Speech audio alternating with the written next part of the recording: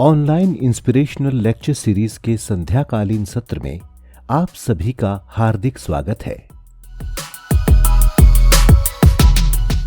शुभ भावनाओं से भरा हो हृदय तो प्रस्फुटित होता भाग्योदय।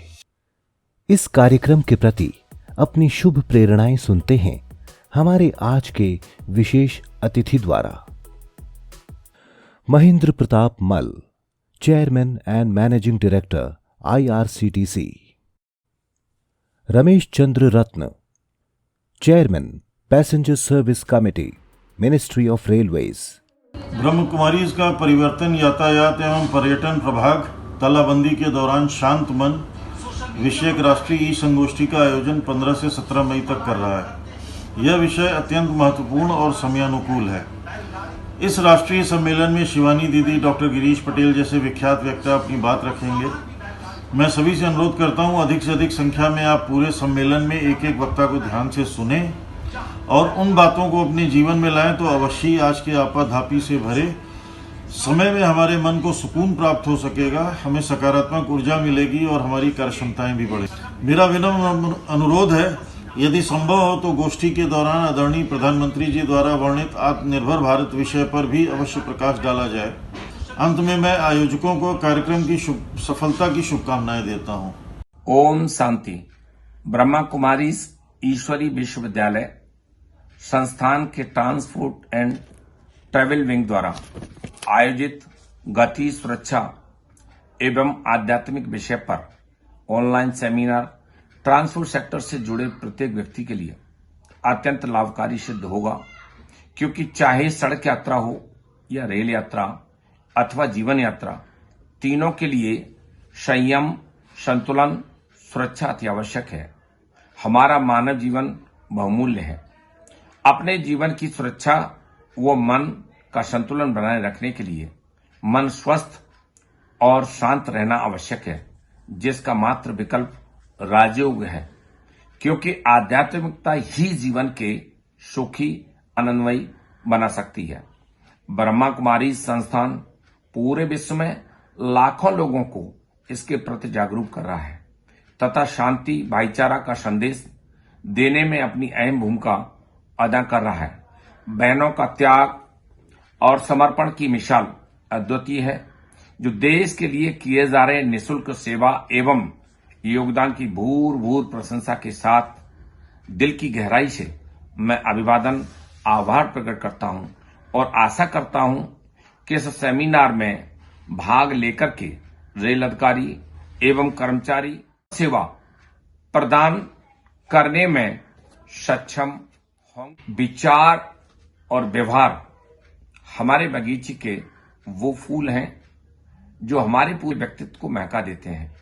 मैं स्वयं पिछले वर्ष आयोजित की गई इस सेमिनार में मुख्य अतिथि के रूप में उपस्थित था, किंतु आज इस वैश्विक महामारी कोरोना कोविड-19 के चलते आई आपदा को अवसर में बदलते हुए सेमिनार ऑनलाइन आयोजित करने वाले आयोजकों को सहृदय आभार प्रकट करता हूं। भारत के यशस्वी प्रधानमंत्री माननीय नरेंद्र भाई मोदी जी ने चरणबद्ध तरीके से निर्णय लेकर के कोरोना जैसी महामारी को हराने में देश की एकजुटता प्रदान करने में विश्व प्रतीक बने हैं। हम भी इस संकट की घड़ी में संकल्प, संयम, सकारात्मकता, सम्मान व सहयोग से सोशल डिस्टेंसिंग करते हुए कोरोना को हराएं। मेरी शुभ भावनाएं एवं शुभकामनाओं सहित धन्यवाद। ओम शांति। राजयोग मेडिटेशन के अभ्यास का तीसरा चरण, जिसके अंतर्गत आज हम जानेंगे कि वर्तमान समय राजयोग के नियमित अभ्यास की आवश्यकता क्यों है, व्यस्त रहते भी स्वस्थ कैसे रहें। इस विषय पर प्रकाश डालने के लिए हमारे बीच उपस्थित हैं राजयोगिनी ब्रह्मा कुमारी संगीता बहन।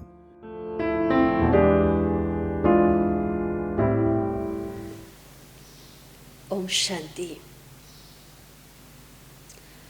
राजयोग मेडिटेशन के सत्र में आज हम समझेंगे कि राजयोग मेडिटेशन किस तरह से किया जा सकता है और इसके अभ्यास से हमें क्या फायदे होंगे, क्यों वर्तमान समय पर इस अभ्यास की आवश्यकता है और राजयोग के निरंतर अभ्यास का हमारी लाइफस्टाइल पर क्या असर पड़ता है, क्या प्रभाव पड़ता है। क्योंकि जब योग शब्द सुनते हैं तो ये आज की बात नहीं है। हम प्राचीन काल से योग शब्द का उच्चारण करते आ रहे हैं। हालांकि तन को स्वस्थ रखने के लिए नियमित रूप से व्यायाम करना, प्राणायाम करना, आसन आदि करना वो बहुत ज़रूरी है, लेकिन मन के स्वास्थ्य का क्या? आज हर व्यक्ति तन के स्वास्थ्य के प्रति अवेयर है, लेकिन मन को स्वस्थ रखने के लिए इतनी अवेयरनेस आज किसी के अंदर है नहीं। अगर सारा दिन हम लोगों की ज़िंदगी को देखते हैं तो वो सारा दिन अपने कार्य के पीछे भाग दौड़ कर रहे हैं, दौड़ रहे हैं, तन से भी दौड़ रहे हैं, मन से भी दौड़ रहे हैं। हर व्यक्ति अपनी परेशानियों में, अपनी उलझनों में उलझा हुआ है, अपनी समस्याओं से घिरा हुआ है। तो ऐसा लगता है कि तन से तो वो व्यस्त है पर मन से बड़ा त्रस्त है। आज अगर हम चाहते हैं कि व्यस्त होते हुए भी हम अपने तन और मन को स्वस्थ रखें, आज अगर हम चाहते हैं कि मैं दुनिया में जिस भी क्षेत्र में जो भी कार्य कर रहा हूँ उस हर कार्य में मुझे सफलता मिले, या मैं जिंदगी में अपने आप से खुश रह सकूं, मैं जब औरों के संपर्क में आता हूँ तो मैं उनको खुशी दे सकूं,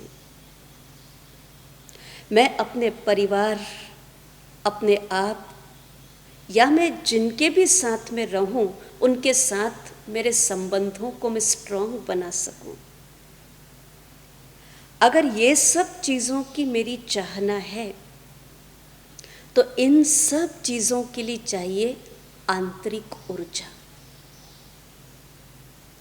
तो जैसे नियमित व्यायाम की ज़रूरत है, ऐसे नियमित राजयोग मेडिटेशन की भी ज़रूरत है, क्योंकि राजयोग मेडिटेशन के माध्यम से हम अपनी इस आंतरिक शक्ति को, आंतरिक ऊर्जा को बढ़ा सकते हैं, अपने आत्मविश्वास को बढ़ा सकते हैं, अपने आत्मबल को बढ़ा सकते हैं और ज़िंदगी की भाग दौड़ के बीच होते हुए भी अपने मनोबल को हम स्थिर रख सकते हैं। आज अगर हम देखते हैं कि राजयोग मेडिटेशन की जो आवश्यकता है उसको हम 3 एस्पेक्ट से नज़र डालते हैं, कहाँ कहाँ और क्यों ज़रूरी है। 3 एस्पेक्ट्स में हम देखें, पहले फिजिकली दृष्टिकोण से,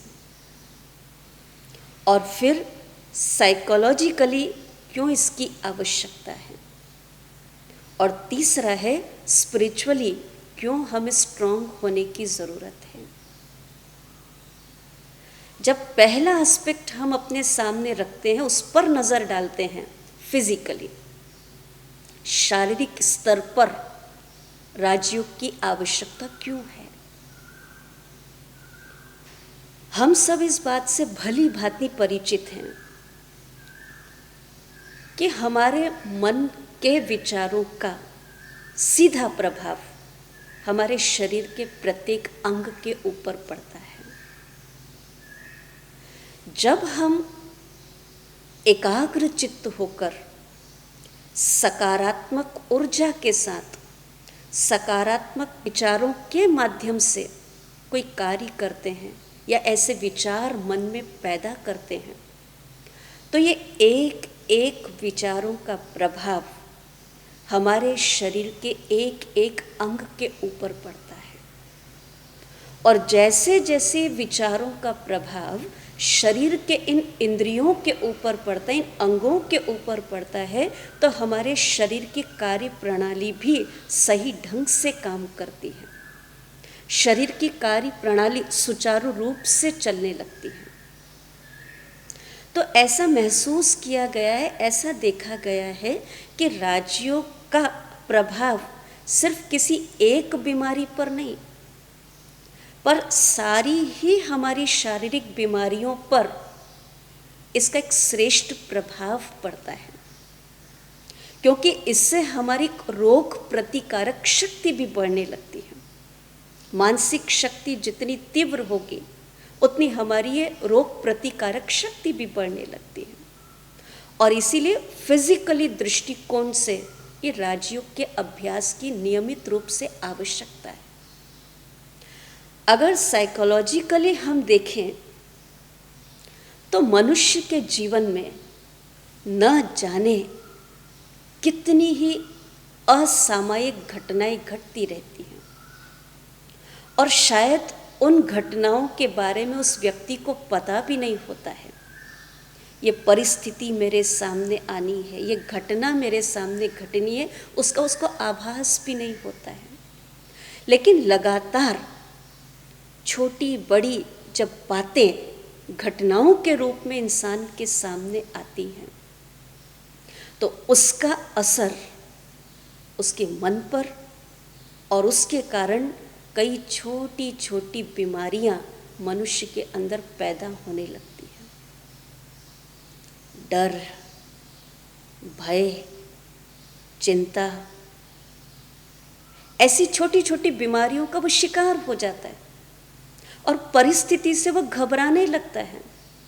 परिस्थितियों से जूझने के बजाय उसको देख करके वो घबराने लगता है, अब मेरा क्या होगा। हर छोटी बात की वो चिंता करने लगता है, हर छोटी बात में उसके अंदर एक भय पैदा होता है, उसका आत्मविश्वास धीरे धीरे कम होने लगता है।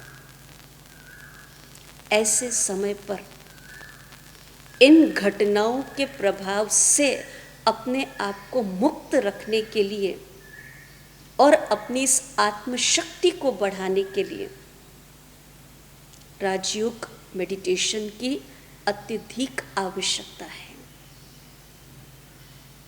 और तीसरे दृष्टिकोण से हम देखते हैं स्पिरिचुअली, आध्यात्मिक स्तर की जब हम बात करते हैं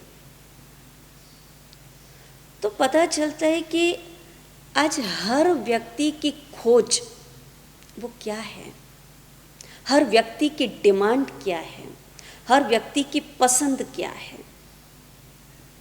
कोई व्यक्ति अगर लगातार दौड़ रहा है, कमाने के पीछे दौड़ रहा है, कुछ पाने के पीछे दौड़ रहा है, और जब उस व्यक्ति से पूछा जाता है आप क्यों अपनी जिंदगी में इतना भाग रहे हो, आप आखिर क्या पाना चाहते हो, तो उसके अंदर के दिल की एक ही आवाज़ निकलती है, मैं शांति से जीना चाहता हूँ, मैं इतना इसीलिए कमा रहा हूँ ताकि आराम से बैठकर मैं शांति से अपना जीवन यापन कर सकूँ, मैं अपनी ज़िंदगी शांति से गुजार सकूँ, मैं शांति से सो सकूँ। तो मन की चाहना क्या है, शांति से रह सकूं, आनंद से जी सकूं, प्यार से जी सकूं। चाहना कितनी सुंदर है, लेकिन इस चाहना को पूरी करने के लिए हम इस बाहर की दुनिया में भाग रहे हैं, दौड़ रहे हैं। और जो मेरी चाहना है उसको मैं बाहर की दुनिया में ढूंढ रहा हूँ, बाह्य जगत में मैं उसको ढूंढ रहा हूँ। तो कई बार ऐसा महसूस होता है कि शांति के हीरे मोती तो मेरे पास ही छिपे हुए हैं, और उसकी खोज मैं बाह्य जगत में, धन दौलत में, पोस्ट पोजीशन में कर रहा हूँ। ऐसे महसूस होता है कि शांति का खजाना तो मेरे पास है, तिजोरी तो मेरे पास है, और चाबी मैं बाहर ढूंढ रहा हूँ। कैसे संभव है? जो चीज़ मेरी अपनी प्रॉपर्टी, मेरी अपनी पूंजी है, वो मेरे अंदर ही झांकने से मुझे मिलेगी। वो बाहर लोगों के द्वारा मिलना मुश्किल है, वो बाहर की दुनिया से प्राप्त होना असंभव है। तो ये जो हमारी एक सुंदर कामना है, शांति से रहने की, सुख का अनुभव करने की, प्यार से जीने की, आनंदित होकर जीने की, ये कामना हमारी, वो कैसे पूरी होगी? जब राजयोग का अभ्यास हम करते हैं तो हम अपनी गहराई में जाकर के इन हीरे मोतियों को बहुत सरल तरीके से प्राप्त कर सकते हैं। और इसीलिए इसकी आवश्यकता है अपने अंदर जाने के लिए। दूसरी बात, क्यों हमको स्पिरिचुअली दृष्टिकोण से मेडिटेशन की आवश्यकता पड़ती है? कि हमारा आत्मा और शरीर का भी एक सुंदर रिश्ता है। हमको इस बात की समझ होना बहुत ज़रूरी है कि मैं कौन हूँ और मैं इस शरीर के द्वारा कैसे कार्य कराती हूँ। ये सारे शरीर का मैं किस तरह से संचालन करती हूँ, क्योंकि बिना आत्मा के शरीर कुछ नहीं कर सकता और बिना शरीर के आत्मा कुछ नहीं कर सकती। ठीक इसी तरह से जैसे बिना ड्राइवर के गाड़ी की कोई वैल्यू नहीं और बिना गाड़ी के ड्राइवर की कोई कीमत नहीं, पर दोनों चाहिए। ऐसे आत्मा को भी कर्म करने के लिए शरीर, और इस शरीर को चलाने के लिए चैतन्य शक्ति आत्मा। तो इन दोनों की जो एक समझ है, वो समझ भी हमको इस राजयोग मेडिटेशन के माध्यम से मिलती है। तीसरा, आत्मा के साथ जो परमात्मा का एक पवित्र रिश्ता है, पवित्र संबंध है, उस पवित्र रिश्ते को भी इस अभ्यास के माध्यम से हम समझ पाते हैं और वो रिश्ता हम परमात्मा के साथ जोड़ पाते हैं। इसीलिए तो कहा जाता है कि राजयोग परमात्मा मिलन का एक सुंदर और सशक्त माध्यम है। जब राजयोग की बात हम करते हैं, आज दिन भर में अगर हम किसी व्यक्ति से मिलते हैं, किसी पदार्थ को देखते हैं, किसी वैभवों की तरफ आकर्षित होते हैं, तो जितने पल हम उस व्यक्ति को देख रहे हैं, बात कर रहे हैं, उतने पल हम उसके साथ कनेक्ट होते हैं, जुड़े हुए होते हैं। योग का मतलब होता है जोड़, मिलन, संबंध। आज तक हम लोगों के साथ तो बहुत जुड़े, प्रकृति के साथ भी जुड़े, पदार्थों के साथ भी जुड़े, संबंधों के साथ भी जुड़े, लेकिन कभी हमने परमात्मा से अपने आप को कनेक्ट करने की कोशिश नहीं की। और ये आत्मा का जो परमात्मा के साथ मिलन या आत्मा का परमात्मा के साथ जो संबंध स्थापन करने की कला है, उसी को कहा जाता है राजयोग। ये एक उच्च स्तर का मिलन है, एक सर्वश्रेष्ठ मिलन है। ये व्यक्ति नहीं, ये स्वयं ईश्वरीय शक्ति के साथ आत्मा का मिलन है। और इस मिलन से आत्मा को अपार सुख की अनुभूति होती है। इस मिलन से आत्मा को अपार शक्तियों की फीलिंग आती है। तो ये मिलन का नाम ही, ये संबंध का नाम ही, जिसको हम राजयोग कहते हैं। वास्तव में जब राजयोग का हम अभ्यास करते हैं तो शब्द आता है राज। ये राज शब्द से सिद्ध होता है एक राजापन की फीलिंग। आपने देखा होगा कि कैसे एक राजा अपने सिंहासन पर बैठकर सारी प्रजा को कंट्रोल करता है, सारे राज्य को नियंत्रित करता है, पर वो बैठता कहाँ है? अपने सिंहासन पर। और अपने सिंहासन पर बैठ कर के सब कुछ वो प्रॉपरली कंट्रोल कर पाता है। ठीक इसी तरह से अगर ये समझ हमको आ जाती है कि मैं आत्मा भी, जो एक चैतन्य शक्ति है, जो इस शरीर का संचालन कर रही है, मैं एक आत्मा जो इस भ्रकुटी सिंहासन पर बैठकर मेरे शरीर की सर्व कर्म इंद्रियों का मैं संचालन कर रही हूँ, नियंत्रण कर रही हूँ। लेकिन भ्रकुटी सिंहासन पर बैठकर के मस्तक के बीच विराजमान होकर एक एक इंद्रियों को मैं कंट्रोल कर पाती हूँ। अगर मैं इन इंद्रियों की गुलाम हो जाऊं तो मैं इनको कंट्रोल नहीं कर सकती, पर मैं अगर इन इंद्रियों की अधिकारी बन जाऊं, राजा बन जाऊं, तो मैं इन सब का प्रॉपर संचालन कर सकती।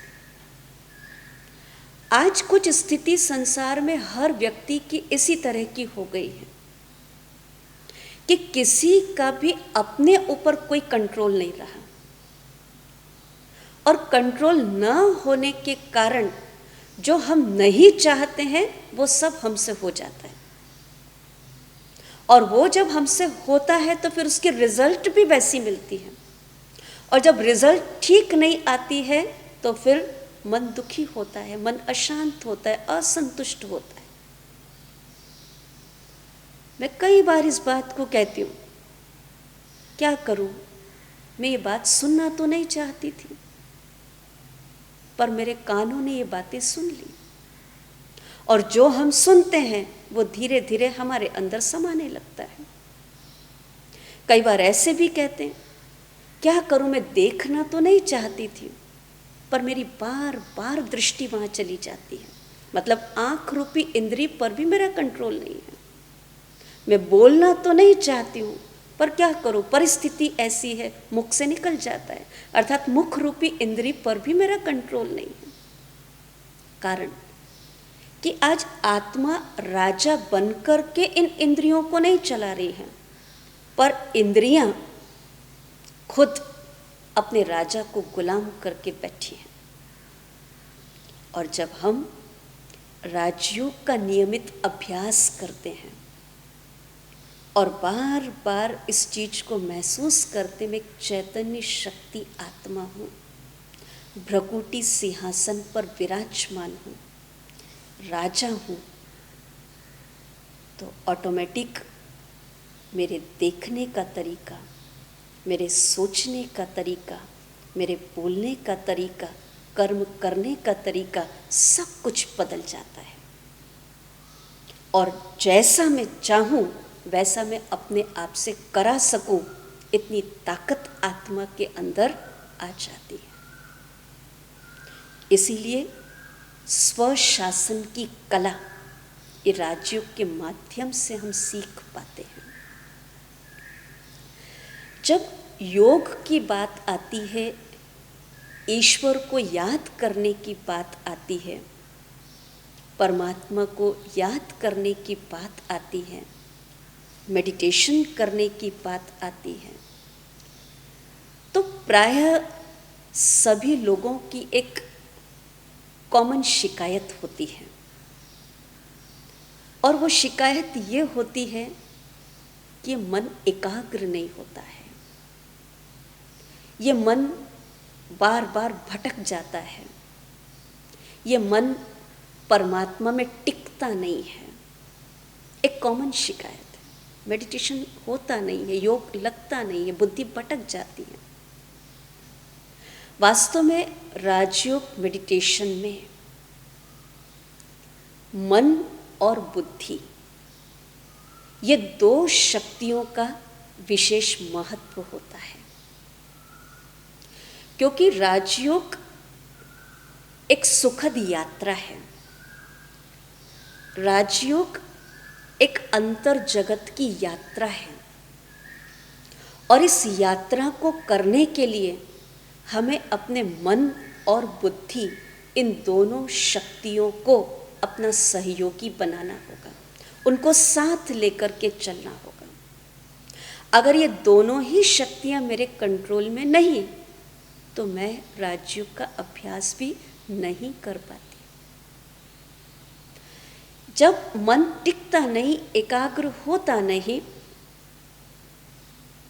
तो लोग समझते हैं कि शायद एकाग्रता के लिए मुझे अपने मन को शून्य करना पड़ेगा। क्या मन को, विचारों को मैं जीरो कर दूं तब मेरे मन की एकाग्रता होगी? या कई लोग सोचते हैं कि मैं अपने मन को कोई एक मंत्र में बांध दूं और उस मंत्र को मैं बार बार जपती रहूं तो शायद मेरी एकाग्रता बढ़ जाएगी। कई फिर ऐसे भी सोचते हैं कि मैं अपनी श्वास की गति पर सिर्फ ध्यान देती रहूं तो उससे मेरी एकाग्रता बढ़ जाएगी। इन तीनों बातों पर आज हम गौर करते हैं। जो ये समझते हैं कि मन को हम शून्य कर दें, मन का हम दमन कर दें, मन में कोई विचार उठे ही नहीं, ये संभव नहीं है। क्योंकि मन तो विचारों की फैक्ट्री है, मन तो विचारों की खदान है,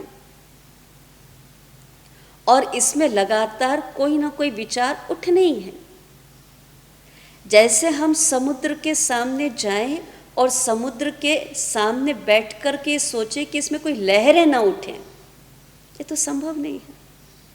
एक समुद्र को देखो, उसमें छोटी बड़ी कितनी ही प्रकार की लहरें उठती हैं, लेकिन उन लहरों का हम मजा लेते हैं, और हमें पता है ये लहरों से मुक्त सागर हो नहीं सकता।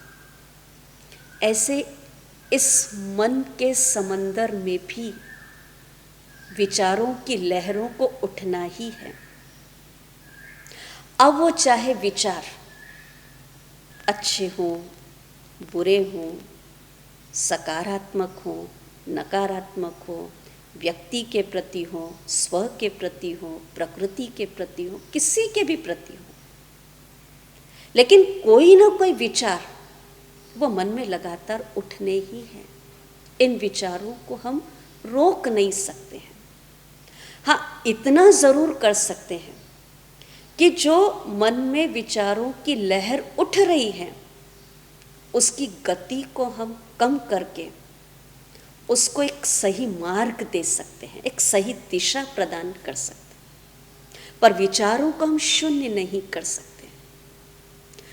दूसरी बात, जो ये समझते हैं कि शायद हम अपने मन को एक अच्छा सा मंत्र दे दें और उस मंत्र का हम बार बार रिपीटेशन करते रहें, जाप करते रहें, तो हमारी एकाग्रता बढ़ेगी।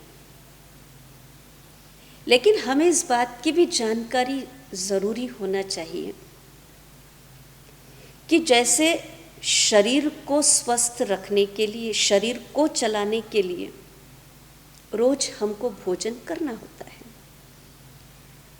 पौष्टिक भोजन भी आप रोज रोज एक ही प्रकार का स्तन को देते रहो तो एक दिन वो भोजन भी पसंद नहीं आएगा। तो तन के लिए भी हमको रोज वैरायटी खाना चाहिए। ऐसे मन को भी तो, क्योंकि विचार मन का भोजन है। अब मन को भी तो स्वस्थ रखने के लिए मुझे भिन्न भिन्न प्रकार के विचार देने पड़ेंगे। सिर्फ एक ही मंत्र में मैं उसको बांध दूं तो मन भी बोर हो जाएगा और फिर वो भटकना शुरू कर देगा, वो एकाग्र नहीं हो सकेगा, वो मेरा सहयोगी नहीं बन सकेगा। इसीलिए एक मंत्र नहीं, लेकिन सुंदर सुंदर विचार हम अपने अंदर क्रिएट करें। शुभ भावनाओं के शक्तिशाली विचार मन में क्रिएट करें जो मेरी सफलता में साधक बन जाए। ऐसे विचार मैं क्रिएट करूं, जो सीन, जो दृश्य मैं देखूं, उन दृश्य को देखते हुए भी मैं अच्छे विचार मन में क्रिएट करूं। तो ये विचार,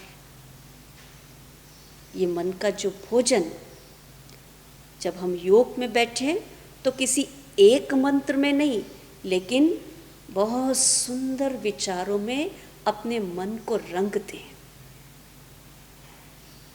धीरे धीरे मन की एकाग्रता बढ़ती जाएगी। और तीसरे प्रकार के जो लोग ये सोचते हैं कि हम अपनी श्वास की गति पर लगातार ध्यान देते रहें। वास्तव में पहले भी हमने बताया कि शरीर का प्रभाव मन पर नहीं, पर मन के विचारों का प्रभाव शरीर पर पड़ता है।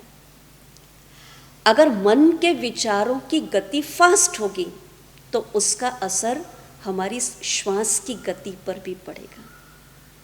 अगर मन के विचारों की गति सामान्य होगी, नॉर्मल होगी, तो उसका असर ये श्वास की गति पर भी पड़ेगा। अब देखना ये है कि मेरे विचार किस क्वालिटी के हैं। इसीलिए राजयोग मेडिटेशन में विचारों को रोकना नहीं है, परंतु जब दुनिया भर के विचार मन में आ रहे हैं तो कुछ पल के लिए साक्षी होकर के इन मन के विचारों को हम देखें। कहाँ कहाँ से विचार आ रहे हैं, किन किन बातों के विचार मेरे मन में आ रहे हैं, क्यों उत्पन्न हो रहे हैं। जब थोड़े समय तक साक्षी होकर के उन विचारों को हम देखते हैं एकाग्र होकर, तो ऑटोमेटिक धीरे धीरे उन विचारों की गति पर असर पड़ता है, कम हो जाते हैं। और विचारों की गति जब कम हो जाती है तो हम उसको एक सकारात्मक दिशा में चैनलाइज कर पाते हैं, एक सही मार्गदर्शन दे पाते हैं। तो ऐसे ही राजयोग एक हमारी बुद्धि योग की यात्रा भी है। जैसे दो तारों को हम जोड़ते हैं, कनेक्शन होता है। दो तारों को जोड़ने से कनेक्शन होता है तो करंट मिलती है। यहाँ भी जब हम मेडिटेशन के लिए बैठते हैं तो हमको भी यहाँ तार को जोड़ना है। ब्लैंक नहीं बैठना है, परंतु अपने मन और बुद्धि की तार को जोड़ना है। पर किसके साथ जोड़ना है? मुझे परमात्मा के साथ इस तार को जोड़ना है। क्योंकि जनरली हम ये कहते हैं कि मैं भगवान को याद तो करता हूँ, लेकिन मुझे वो अनुभव नहीं होता है, वो शक्ति का आभास नहीं होता है। उसका कारण कि हम अपने मन की तार को, बुद्धि की तार को सही ढंग से जोड़ते नहीं हैं। आज सिर्फ ऐसे ही हम टीवी के सामने जाकर बैठ जाएं और बार बार सोचते रहें, इस टीवी में कुछ दिखता तो नहीं है, इस टीवी में कुछ सुनाई तो देता नहीं है। क्या संभव है? जब तक आप तार जोड़ोगे नहीं, स्विच ऑन करोगे नहीं, तब तक ना कुछ दिखाई देगा ना कुछ सुनाई देगा। ठीक इसी तरह से मैं भी ब्लैंक होकर के ऐसे ही भगवान के सामने जाके बैठ जाऊं और सोचूं कि मुझे वो पावर्स मिले, कैसे संभव है? चेक करो, मेरा कनेक्शन लूज तो नहीं है, मेरा कनेक्शन प्रॉपर है, मैंने कोई एक लक्ष्य अपनी बुद्धि को दिया है, मैंने अपनी बुद्धि के स्विच को ऑन किया है और उस लक्ष्य को लेकर के आप बैठो, बुद्धि की तार जोड़ो।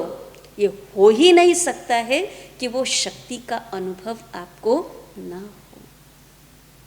भक्ति मार्ग में हम कई बार देखते थे कि भक्त बहुत प्यार से जब भगवान के आगे हाथ में माला लेकर के सिमरन करते थे, हाथ में माला तो होती थी लेकिन फिर भी मन टिकता नहीं था, भटकता था।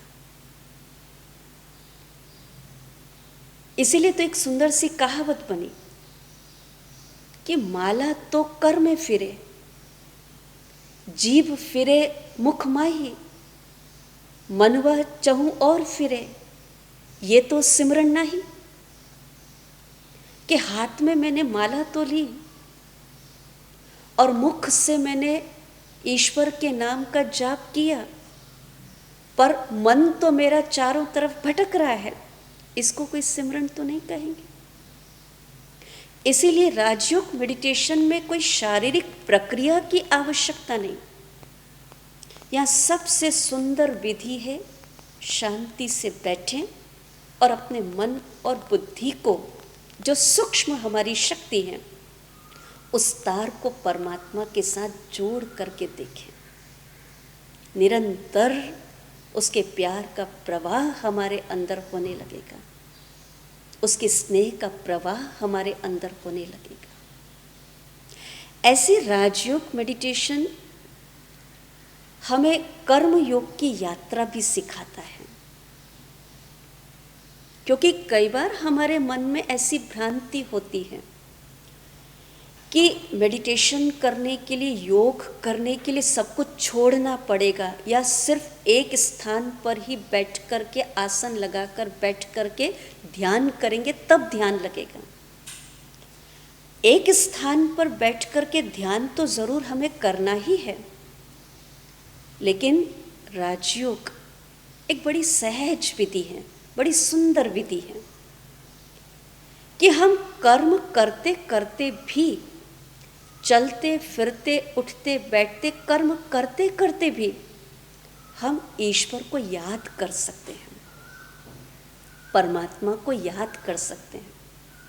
क्योंकि कर्म हम हाथों से कर रहे हैं, उस समय मैं अपनी बुद्धि को परमात्मा के साथ जोड़ दूं तो कर्म और योग का जो बैलेंस होगा, वो कर्म और योग का बैलेंस मेरे कर्मों में कुशलता भर देगा। वो कर्म और योग का बैलेंस मुझे कर्म में सफलता हासिल करा देगा। और इसीलिए जितना जितना हम राजयोग का अभ्यास करते हैं, कर्म क्षेत्र पर कर्म करते हैं, कर्म और योग का संतुलन रख कर के कार्य करते हैं, वैसे कई प्रकार की आंतरिक शक्तियाँ भी हमारी जागृत होने लगती हैं, विकसित होने लगती हैं। क्योंकि जब हम कार्य व्यवहार में लोगों के संपर्क में आते हैं तो वहाँ बहुत सारी बातें हमारे सामने आती हैं। कहीं सहन भी करना पड़ता है, कहीं किसी की बात को समाना भी पड़ता है, कहीं बातों को परखना भी पड़ता है, चीज़ों को परखना भी पड़ता है। जिंदगी के प्रत्येक कदम पर कहीं कहीं निर्णय भी लेने पड़ते हैं, कहीं बिखरी हुई बातों को समेटना भी पड़ता है। तो बहुत सारी बातों को जब हम सामने देखते हैं तो राजयोग के अभ्यास से वो सहन शक्ति हमारे अंदर आने लगती है, हर बात को समाने की शक्ति हमारे अंदर आने लगती है, हर चीज को परखने की ताकत बढ़ जाती है। जीवन के कदम कदम पर जो निर्णय लेने पड़ते हैं, वो निर्णय लेने का सही तरीका सीख जाते हैं। निर्णय सही तो फिर कार्य भी सही होता है, प्राप्ति भी ठीक होती है, फिर धोखा नहीं खाना पड़ता है। तो इसीलिए कर्म क्षेत्र पर इन शक्तियों की हर व्यक्ति को आवश्यकता है।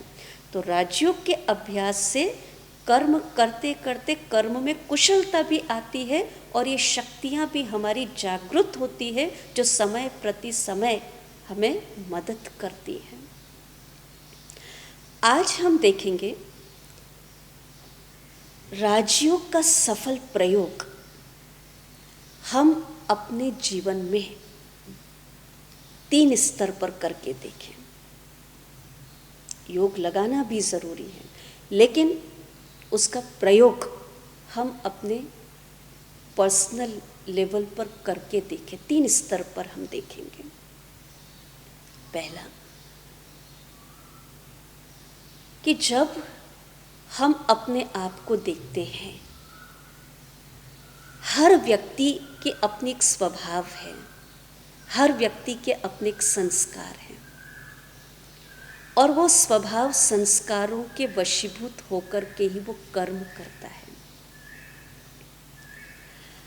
अब जब मैं अपने स्वभाव संस्कार के वशीभूत होकर के इस कर्म क्षेत्र पर कर्म करती हूँ, मुझे पता भी है कि मेरा संस्कार ठीक नहीं है, मेरा ये स्वभाव ठीक नहीं है,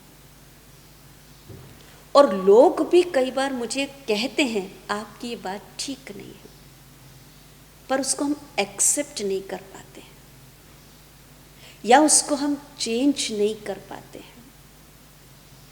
हाँ, शरीर में कोई कमी है तो उस कमी को ठीक करने के लिए तो हमारे पास बहुत बड़े बड़े छोटे बड़े आईने हैं घर में। घर से बाहर निकलना होता है, कहीं जाना होता है, तो तुरंत हम आईने के सामने खड़े होकर के अपने चेहरे को देख लेते हैं। मेरे चेहरे पर कोई दाग तो नहीं है, मैं बाहर जाने के लायक हूँ, मैं लोगों से मिलने के लायक हूँ। तो आईने में अपने आप को देखना बड़ा सहज है। उसमें देख करके अपने चेहरे को ठीक कर लेंगे, अपने बालों को ठीक कर लेंगे, अपने वस्त्र को ठीक कर लेंगे, सब कुछ कर लेंगे। लेकिन मेरे जो ये स्वभाव संस्कार हैं, इसको मैं कौन से दर्पण में देखूं, इसको मैं कैसे ठीक करूं, उसके लिए शायद मेरे पास कोई दर्पण नहीं है। आध्यात्म का दर्पण ये एक सबसे बड़ा दर्पण है। नॉलेज का दर्पण एक सबसे सुंदर दर्पण है कि जहां मैं अपनी कमी वेशियों को देखकर, सिर्फ देख लेना ही काफ़ी नहीं है, पर देखने के बाद अगर मुझे पता चलता है कि यहाँ मेरी एक कमी है, उस कमी को मैं एक्सेप्ट करूँ, रियलाइज़ करूँ और उसको मैं चेंज करूँ, इसका मतलब मैं राजयोग का एक सफल प्रयोग अपने जीवन में कर रही हूँ। मात्र योग नहीं, लेकिन मेरे जीवन में परिवर्तन आना चाहिए, और वो परिवर्तन आ रहा है, मतलब मेरा प्रयोग सही दिशा में चल रहा है। ऐसे दूसरे स्तर पर हम देखें कि जब हम औरों के संपर्क में आते हैं, औरों के साथ मिलकर के हम कार्य करते हैं, तो जब औरों को देखते हैं तो ज़्यादातर हमारी दृष्टि लोगों की कमियों पर जाती है, अच्छाई पर नहीं पर बुराई पर जाती है, गुणों पर नहीं अवगुणों पर जाती है। अगर किसी व्यक्ति के अंदर 50 गुण है और 1 अवगुण है, हमारी इतनी तीव्र पारखी दृष्टि होती है कि हम उस 50 गुण को भी छोड़ करके उसके एक अवगुण को पकड़ लेते हैं। और जिस चीज को मैं सारा दिन देख रही हूँ, वर्णन कर रही हूँ, नेचुरली वो चीज़ मेरे अंदर भी आती जाएगी, वो इफ़ेक्ट मेरे ऊपर भी पड़ेगी। तो मैं लोगों के साथ जब व्यवहार में आती तो मैं उनको किस तरह से देखूं, आज मुझे उस दृष्टिकोण को भी चेंज करना है कि चाहे वो कैसे भी हैं, कोई भी है, लेकिन मेरा उन सब के प्रति एक आत्मिक भाव नहीं, ये भी ईश्वर की संतान है, ये भी मेरे आत्मिक भाई आत्मिक बहनें हैं। हर आत्मा के अंदर कोई ना कोई दोष है, मुझे उस दोष को नहीं, मुझे उसकी अच्छाई को ग्रहण करना है। हर व्यक्ति से कोई ना कोई गलतियां होती है, मुझे उसकी गलती को माफ कर देना है, मुझे उसकी गलती को पकड़ के नहीं रखना है, मुझे उससे नफरत नहीं करना है, पर मुझे उसकी गलती को माफ कर देना, क्षमा कर देना है। और जब इस तरह से हम लोगों के साथ व्यवहार में आते हुए उनकी छोटी बड़ी जो बातें हैं, जो मुझे ऐसा लगता है मेरे लिए बाधक है, उनको मैं लेट गो करती जाऊँ, छोड़ती जाऊँ। अगर दिन भर हमारा ये प्रयोग चालू रहेगा तो राजयोग का सफलतम प्रयास हम अपने लिए कर सकेंगे। तीसरी बात, दिन भर में कई प्राकृतिक बातें भी हमारे सामने आती हैं। जैसे पहले भी कहा था, बहुत सारी घटनाएं जीवन में घटती हैं, बहुत सारी परिस्थितियां आती हैं, लेकिन राजयोग हमें सिखाता है परिस्थिति मेरे कंट्रोल में नहीं, मेरे कंट्रोल में मेरी मन स्थिति है। परिस्थिति पर मेरा कोई नियंत्रण नहीं है। और जब उन परिस्थितियों को हम देखते हैं तब उस समय अंदर से चेक करें कि इस समय मेरे अंदर कैसे थॉट्स उत्पन्न हो रहे हैं, इन परिस्थितियों के सामने मेरे इमोशंस कैसे हैं, मेरी भावनाएं कैसी हैं, उनको मैं चेक करूं। और जब मैं इस चीज को अच्छी तरह से चेक कर पाती हूँ और इस नॉलेज को समझ पाती हूँ कि परिस्थिति मेरे कंट्रोल में नहीं है, मेरे कंट्रोल में मेरे थॉट्स, मेरे इमोशंस, मेरी भावनाएं हैं, बस उसको मुझे नियंत्रण में रखना है, उसको छोड़ करके मुझे कोई कार्य नहीं करना है। तो स्व के प्रति, औरों के साथ संपर्क में आते, प्राकृतिक परिस्थितियां, घटनाओं को देखते हुए, ये सारी चीज़ों को देखते हुए मुझे एक कल्याणकारी भाव मन में रखना है कि जो घटना मेरे सामने घट रही है वो मुझे कुछ पाठ पढ़ा रही है, वो मुझे कुछ शिक्षा दे रही है, ये कल्याणकारी है। ये सुंदर भाव उन घटनाओं के प्रभाव में मुझे आने नहीं देंगे, पर उस प्रभाव से मुझे न्यारा कर देंगे, मुक्त कर देंगे। और इसलिए ये राजयोग एक बहुत उच्चतम क्वालिटी का, उच्च स्तर का योग है, क्योंकि जब परमात्मा को हम याद करने के लिए बैठते हैं तो हमें अपनी देह के संबंध, इन सब बातों से परे होते होते अपने एक सुंदर आत्मस्वरूप में टिकना होता है। परमात्मा मिलन के लिए हम 3 बातों पर और ध्यान देंगे कि राजयोग का अगर हम नियमित अभ्यास करना चाहते हैं तो पहले मुझे इस बात की जानकारी हो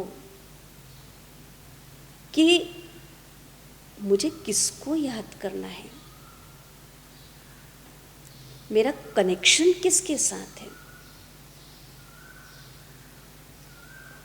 मैं कौन, परमात्मा कौन, उस नॉलेज को साथ में रख करके चलें। जहाँ इस बात की नॉलेज होगी वहाँ ईश्वर से अपने आप को कनेक्ट करना आसान होगा। मैं साधक हूँ और वो साध्य है, और मन बुद्धि के साधन से मुझे उस साध्य के साथ मिलन मनाना है। तो ये नॉलेज चाहिए।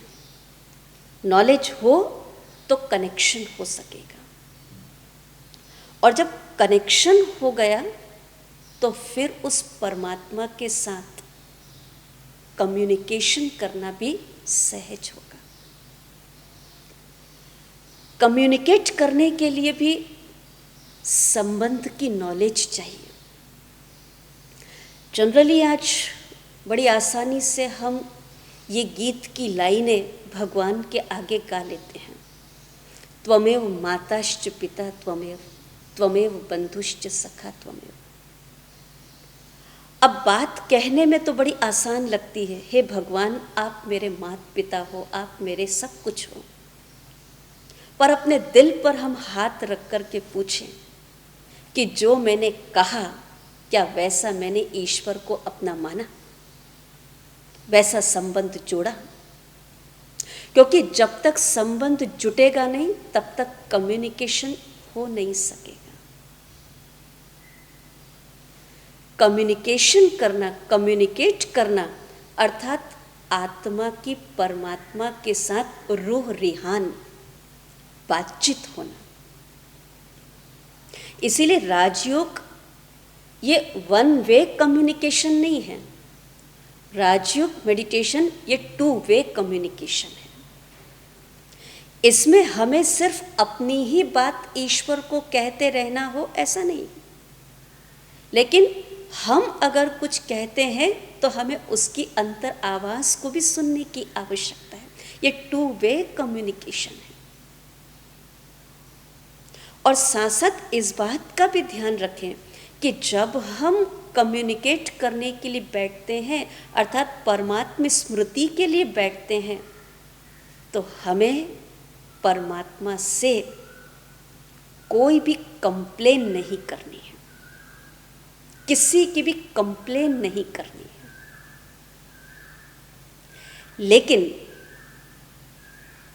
अपने आप को ये समझ करके बैठना है कि मैं तो एक चैतन्य शक्ति आत्मा हूं और सब कुछ इस समय पर मैं भूला हुआ हूं। मेरा सिर्फ एक के साथ ही मिलन हो रहा है, तो मुझे किसी की कंप्लेन नहीं करना है। अगर हम कंप्लेन लेकर के बैठेंगे तो भगवान याद नहीं आएगा, लेकिन जिसकी हम कंप्लेन कर रहे हैं वो व्यक्ति का चेहरा बार बार हमारे सामने आएगा। दूसरी बात, जब ईश्वर को याद करने के लिए बैठें तो भगवान से कुछ मांगना भी नहीं है, कुछ ये भी नहीं कहना है आप मुझे दे दो दे दो दे दो। परमात्मा तो दाता है, परमात्मा तो गुणों का भंडारी है, परमात्मा तो गुणों का सागर है। इसीलिए तो उसकी महिमा में हम गाते हैं, प्यार का सागर, शांति का सागर, दया का सागर। सागर से कुछ मांगने की जरूरत है नहीं। आप आज सागर के किनारे जाकर बैठो, सागर की गहराई को देखकर, सागर में उठती हुई लहरों को देखकर, सागर की विशालता को देखकर, क्या कभी हम सागर से मांगते हैं ऐसी विशालता हमको दे दो, ऐसी गहराई हमको दे दो? मांगते नहीं हैं, पर उस सुंदरता को देख करके प्रफुल्लित होते हैं और ऑटोमेटिक वो चीज़ हमारे अंदर आने लगती है। ठीक इसी तरह से परमात्मा से गुण और शक्तियों को भी हम मांगे नहीं, क्योंकि परमात्मा अगर गुणों का सागर है तो इस बात को भी हमें ध्यान रखना है कि मैं आत्मा भी उस गुण का स्वरूप हूँ।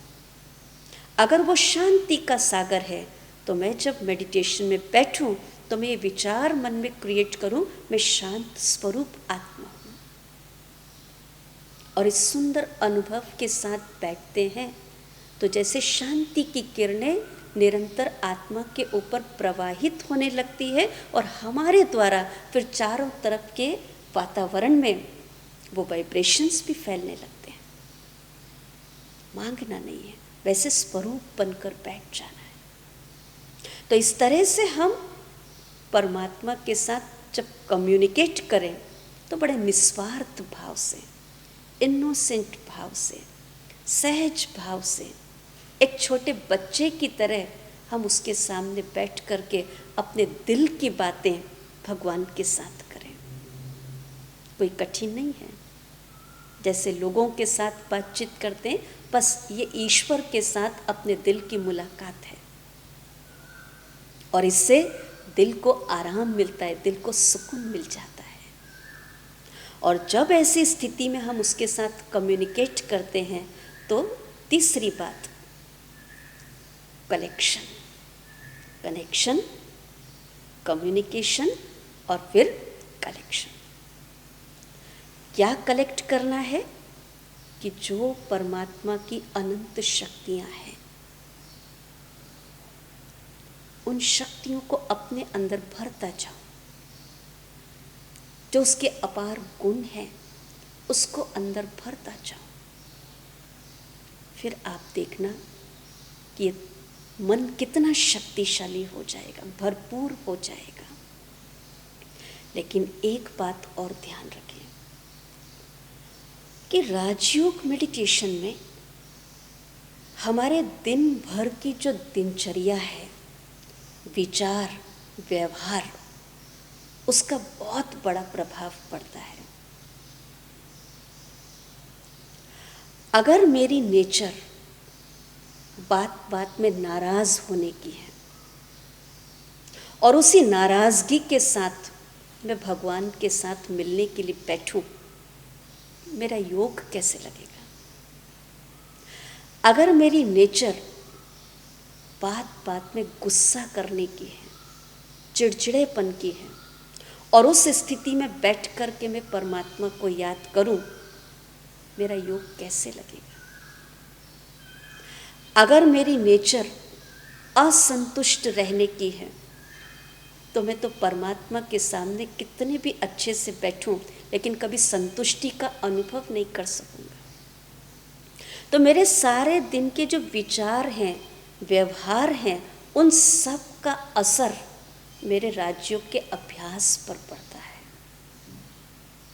इसीलिए दिन भर की दिनचर्या पर हमें अटेंशन देने की ज़रूरत है। कहाँ किस प्रकार के विचार, कहाँ किस तरह का व्यवहार मुझे करना है। संग पर भी ध्यान देना है, अन्न पर भी ध्यान देना है। ये छोटे छोटे जो फैक्टर हैं वो सब मुझे मेडिटेशन में हेल्प करते हैं। अगर अन्न शुद्ध है, अगर संग अच्छा है, श्रेष्ठ है, तो वो भी मुझे मेडिटेशन में मदद करता है। तो हम दिन भर की दिनचर्या पर अटेंशन रखें और जब हम राजयोग का अभ्यास करने के लिए बैठें तो एक इस सुंदर विचारधारा के साथ कि आज मैं किससे मिलने के लिए जा रहा हूँ। जैसे कोई व्यक्ति प्राइम मिनिस्टर को मिलने के लिए जाता है, प्रेसिडेंट को मिलने के लिए जाता है, कोई हाईएस्ट अथॉरिटी को मिलने जाता है, तो अभी तो मिलने गया नहीं, लेकिन ये सोच ही उसको कितनी खुशी देता है, मैं इनको मिलने जा रहा हूँ। वो सोच कितनी खुशी देता है और उसके बाद जब उनसे मिलन होता है तो उस मिलन के बाद वो खुशी कितनी गुनी बढ़ जाती है। ठीक इसी तरह से मैं संसार की हाईएस्ट अथॉरिटी से मिलने जा रहा हूँ, सुप्रीम सोल से, सुपर पावर से मिलने जा रहा हूँ। तो ऐसे खुशी खुशी के विचारों के साथ हम परमात्मा के साथ बैठें, उसको याद करें और उसकी दिव्य अनुभूतियों को अपने अंदर महसूस करते रहें। बस इसी का नाम है राजयोग। हम चाहते हैं कि ये सुंदरतम अभ्यास नियमित रूप से हम करें। जैसे हमारी दैनिक दिनचर्या में कुछ काम ऐसे हैं जिनको हम छोड़ नहीं सकते हैं, ज़रूरी है। ऐसी अपनी इस दिनचर्या में इस मेडिटेशन के अभ्यास को भी हमें इंक्लूड करना है। ये भी हमारे लिए उतना ही ज़रूरी है, चाहे 5 मिनट चाहे 10 मिनट, लेकिन ये अभ्यास बहुत ज़रूरी है। और कैसे हमें अपने मन को सकारात्मक विचार देना है, तो हम उस विचारों की सुंदर यात्रा करें उसके पहले ईश्वर की याद का, क्योंकि ईश्वर दाता है, हमें सद्बुद्धि देने वाला है, श्रेष्ठ मार्ग का दर्शन करने वाला है। ऐसे मन को शक्ति देने वाले परमात्मा के प्रति एक बहुत सुंदर सा गीत लेकर हमारे बीच आ रही हैं एक प्लेबैक सिंगर स्नेहा शंकर, जिन्होंने Asia singing superstar reality show में विनर रही है। और एक सुंदर सा गीत, इतनी शक्ति हमें देना दाता, मन का विश्वास कमज़ोर होना। इस गीत की प्रस्तुति हम उनके द्वारा सुनेंगे, उनके सुंदर स्वरों को सुनेंगे और उसको साथ साथ फील भी करते जाएंगे। स्नेहा, जिसकी उम्र तो कम है लेकिन उसकी आवाज़ में बड़ा दम है, तो जब उनके मुख से स्वर लहरी को सुनेंगे हम ईश्वर की याद में खो जाएंगे, ईश्वर का धन्यवाद करेंगे। और उस गीत के पश्चात फिर हम 5 मिनट के लिए वो अंतर जगत की यात्रा करेंगे।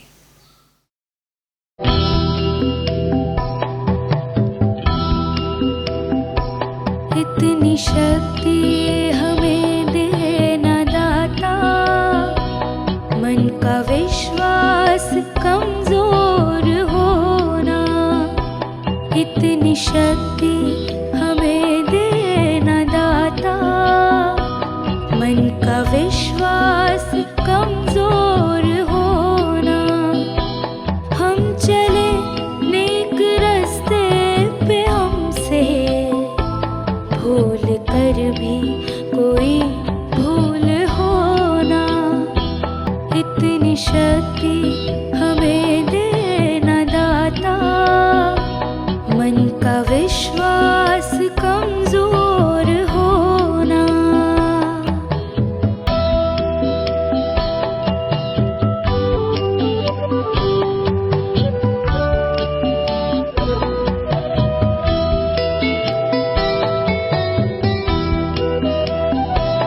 दूर अज्ञान के हो अंधेरे, तू हमें ज्ञान की रोशनी दे।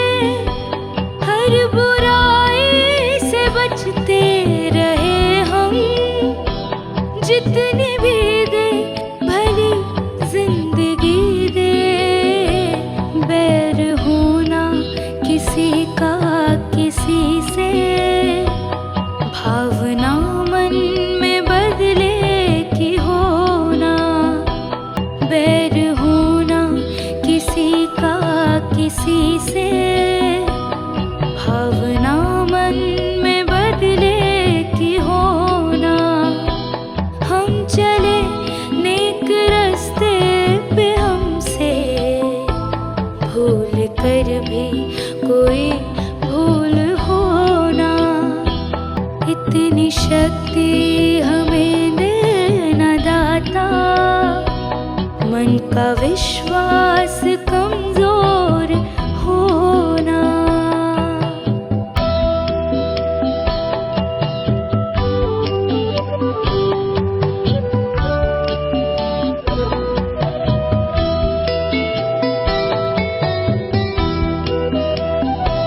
हम न सोचे हमें क्या मिला है, हम ये सोचे किया क्या है अर्पण।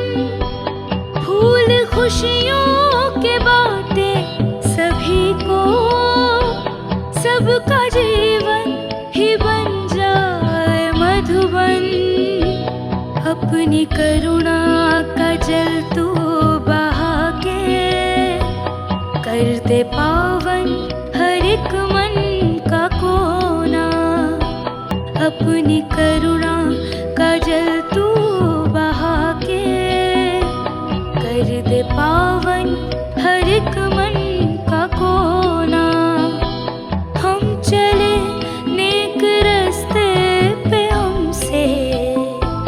भूल कर भी कोई भूल होना, इतनी शक्ति हमें देना दाता। मन का विश्वास कमजोर होना, मन का विश्वास कमजोर होना, मन का विश्वास कमजोर होना। स्नेहा बहन से बहुत सुंदर गीत हम सभी ने सुना, और वो गीत सुनते सुनते मैं समझती हूँ सभी की तार परमात्मा से जुड़ गई होगी। अब क्यों ना 5 मिनट के लिए एक अंतर जगत की यात्रा का भी हम यहाँ ही प्रयोग करें और देखें कि राजयोग के माध्यम से कैसे हमारी वो शक्तियाँ विकसित होती हैं, कैसे हमारी शांति में वृद्धि होती है। तो चलो कुछ पल के लिए इस भौतिक जगत से, सांसारिक बातों से मुक्त होकर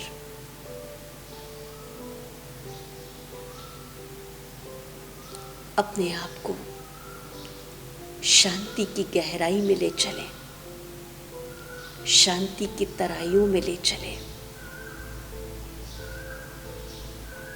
अपने आप को परखें, अपने अंदर छिपे हुए हीरे मोतियों को प्राप्त करें। 5 तत्वों के बने हुए इस शरीर को महसूस करें कि जैसे ये 5 तत्वों में विलीन होता जा रहा है।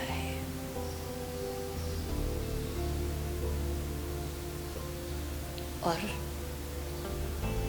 मेरे मस्तक पर एक दिव्य सितारा चमक रहा है। वो दिव्य सितारा कोई और नहीं, मैं स्वयं एक चैतन्य शक्ति हूं, चेतना हूं।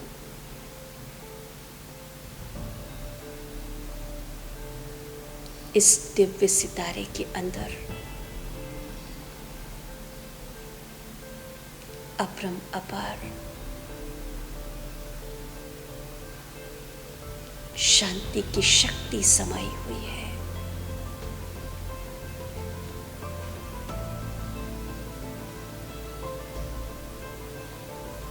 मैं एक निर्मल बिंदु हूं,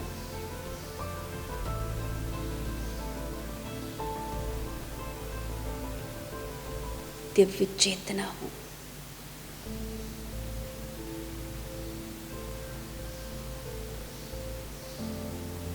पूरी जागृति के साथ मैं अपने स्वरूप पर एकाग्र हो चुकी हूं।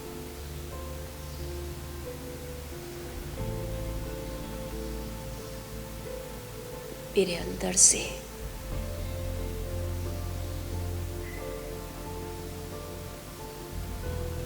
शांति की पवित्र किरणें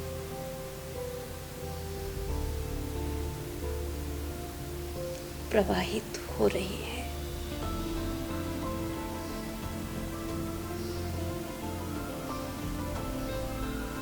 और ये शांति की किरणें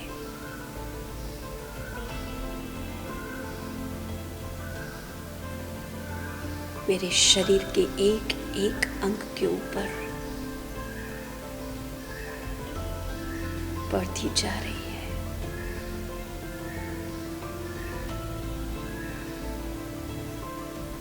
मेरी सर्व कर्म इंद्रियां भी पूरी तरह से शांत, शीतल और रिलैक्स हो गई है।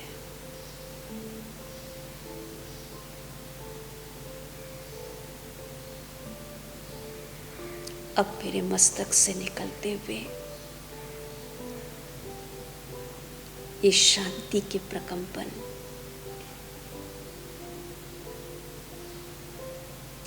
आसपास के वातावरण में फैलते जा रहे हैं।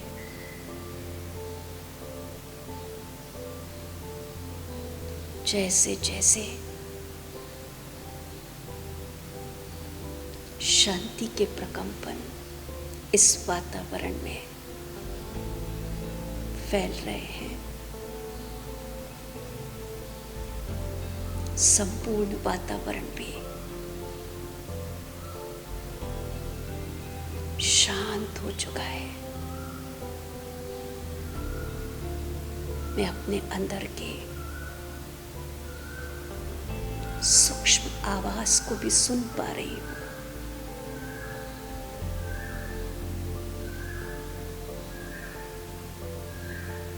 चारों तरफ गहरी शांति है।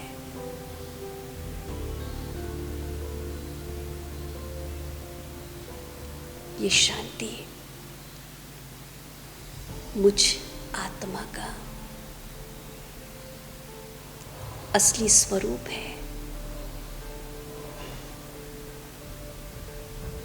असली स्वधर्म है।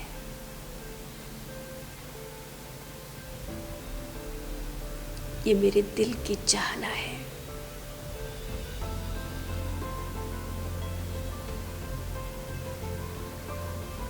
संपूर्ण रूप से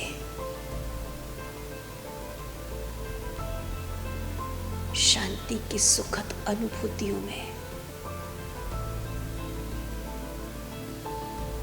मैं डूब चुकी हूँ।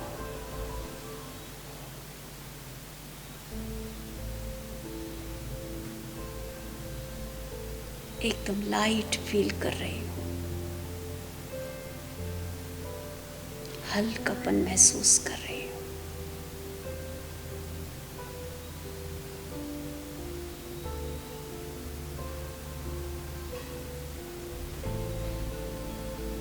इस वास्तविकता को आज मैं एहसास कर पा रही हूँ।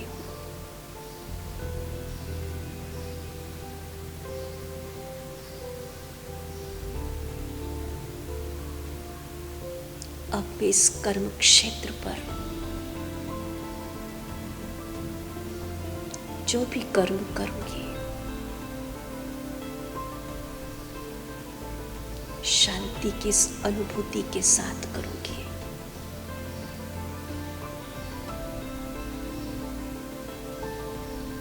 सबके साथ शांति से व्यवहार करूंगी। श्रेष्ठ विचार मन में पैदा करूंगी।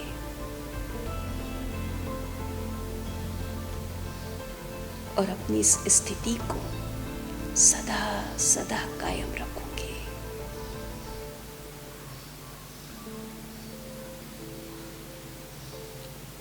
ओम शांति शांति शांति। ईश्वर को पाना दिल की तमन्ना थी। ईश्वर की खोज कई जन्मों से की थी। चमकने लगा तब भाग्य का सितारा, जब आत्मा को परमात्मा की पहचान मिली थी। इन 3 दिनों की यादों का सफर था बड़ा सुहाना। पग पग पर आएंगी चुनौतियां, पर कभी नहीं घबराना। संजो कर रखना अपने दिल में, जो मिला है अनमोल खजाना। फिर सीख जाओगे आप भी मुश्किलों में मुस्कुराना। इस सफर में आप हमारे साथ बने रहे, आपका बहुत बहुत धन्यवाद। इसी तरह आगे भी ब्रह्मा कुमारीज की सेवाओं का लाभ लेने के लिए वर्तमान समय आप prabhuupuvan.org/meditate-online इस वेब लिंक के साथ जुड़े रहें। लॉकडाउन के पश्चात आप नजदीकी ब्रह्मा कुमारीज मेडिटेशन सेंटर की विजिट अवश्य ही कर सकते हैं। ओम शांति।